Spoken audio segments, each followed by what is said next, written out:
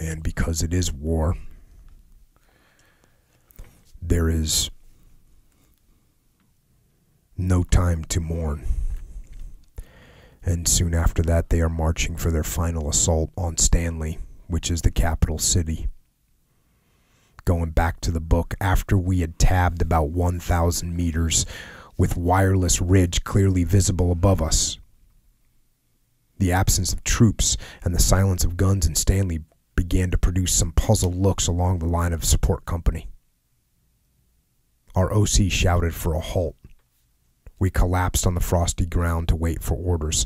I looked up at the sky thinking, what now? Who's fucked up this time? Let's just get this part started. A few shouts came down the line. I leant forward and saw that the line was breaking up and the men laughing.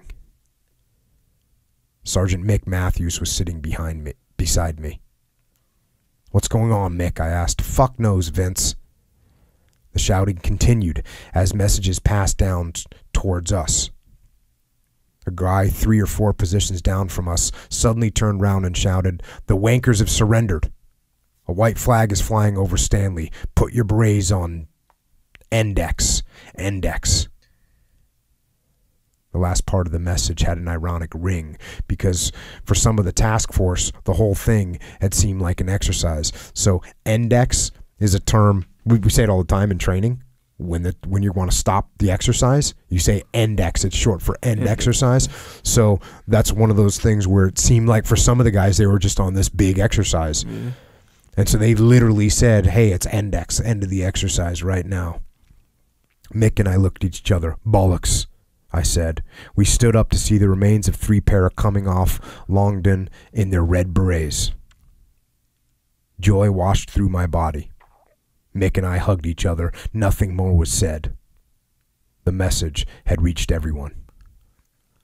I slipped off my helmet and put on my beret, which had stayed close to hand throughout.